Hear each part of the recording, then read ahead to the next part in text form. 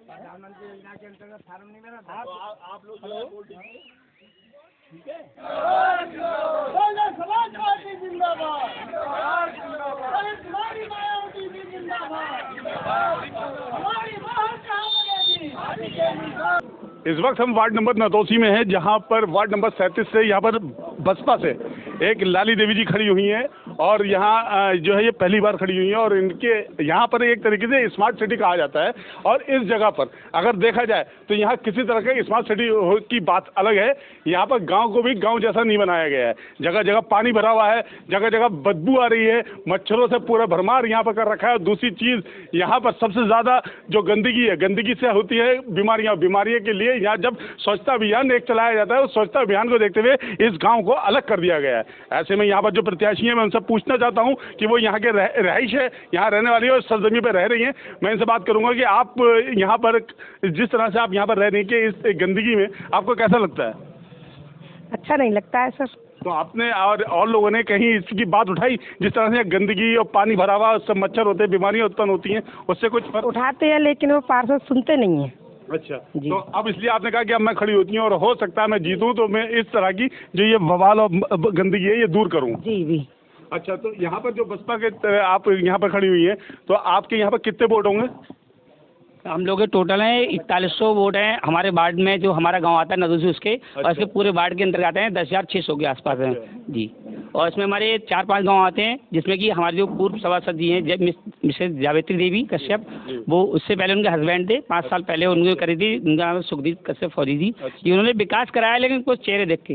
अच्छा। सबको संपूर्ण रूप से विकास का कार्य नहीं हो पाया। हमारे यहाँ आप जहाँ ही देखेंगे मच्छर मक्खी गंदे नाले, लाइट की व्यवस्था देखिए है नहीं, कहीं कहीं है कहीं नहीं है, ठीक है। कुछ ज़्यादा त्रस्त है जनता, तो इस वजह से सारी सम्मति से हम लोग ने सोचा कि डिसाइड करा हम बहुजन समाजवादी पार्टी को देखें।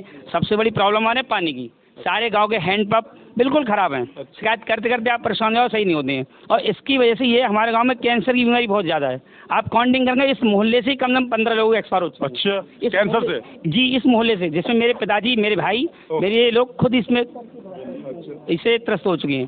मैं डी से मैं आपको बता दूं कि यहाँ पर ये एक ऐसा पहला गांव है जहाँ पर कैंसर से लोग सभी पूरी तरह से कम 40 से 50 लोग ग्रस्त हैं। और हर घर में अगर 10 घर होंगे, 10 में 8 घर ऐसे होंगे जो कैंसर से ग्रस्त हैं और उसमें के लोग यहाँ से जो है स्वर्गवास भी हो चुके होंगे। और दूसरी चीज़ यहाँ गंदगी और मक्खियों का तो ये आलम है, यहाँ खड़ा होना तो दूर, यहाँ इंसान से बात करना भी बड़े वैसा अजीब सा लग रहा है। और ये जो प्रत्याशी खड़ी है, इन्होंने सिर्फ इस बात पर खड़ी हुई है कि मैं यहाँ पर जो गंदगी है, बदबू है और यहाँ पर। अच्छा, दूसरी चीज़ मैं पूछना चाहूँगा कि यहाँ पर अस्पताल है कोई सरकारी? जी, सरकारी अस्पताल नहीं है, जो अपने वो बैठालते हैं मिशन का हॉस्पिटल टाइप से, वो है छोटा सा, उसमें बैठते हैं डॉक्टर, किराए की बिल्डिंग में बैठते हैं। उस खुद का है, उसमें कोई काम नहीं है। कोई काम नहीं, मतलब अगर कोई इंसान बीमार हो जाता तो आपको बरेली जाना पड़ेगा और रास्ते में रोड इतने खराब है कि वो रास्ते में ही दम तोड़ देगा। सरकारी हॉस्पिटल पे उनके कुछ समाज के लोगों का कब्जा है। अच्छा, उसमें कुछ नहीं है, रह रहे हैं कि आपका पहले क्या आरोप था कि वो शक्ल देख के विकास करते हैं और यहाँ पर उसी तरह से होता है कि कुछ लोगों को देख के इलाज होता है? ये सब बिल्कुल नहीं, इलाज नहीं, इलाज तो सारा सबको होता है, कोई भी पहुँचता है, इलाज का नहीं है, इलाज सबको होता है, जो जाता है समुचित उसको इलाज किया जाता है, उसकी पूरी सुविधाएं मिलती है। जब बड़ा अगर कोई बीमारी हो तो उसके लिए तो बरेली जाना पड़ेगा ना भाई? जी, सिर्फ बरेली जाना पड़ता है, छोटा मोटा काम। अच्छा, यहाँ पर मेरे साथ मोहम्मद यूसुफ जो बसपा के मेयर प्रत्याशी भी हैं, वो यहाँ पर आए हैं और यहाँ के हालातों को जायजा लिया है और एक एक गलियों में जाके उन्होंने देखा है कि यहाँ पर गंदगी का क्या हाल है। मैं खुद पूछना चाहता हूँ कि अगर मेयर पद पर अगर वो जो है जीतते हैं तो वो इस यहाँ के इस गाँव का किस तरह से ध्यान रखेंगे? धन्यवाद। स्थिति इतनी ख़राब है कि ऐसा लगता नहीं कि ना निगम में गाँव हो, ये ऐसा लगता है कि प्रधानी का गाँव भी अच्छे यहाँ से होंगे। बिल्कुल सही कह रहे हैं आप। ये बहुत गंदगी है पूरे गांव के अंदर, कहीं रोड नहीं है, नाली नहीं है, बिजली नहीं है, पानी नहीं है, सब चीज़ ख़राब है।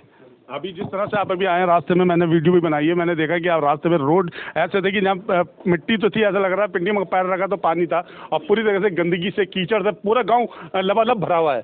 तो उस पर आप अगर मेयर बनते तो उस पर किस तरह से आप काम कर पाएंगे? मेयर बनते हैं सबसे पहले रूरल एरिया से काम शुरू होगा, जहाँ पर विकास की ज़रूरत है। जी।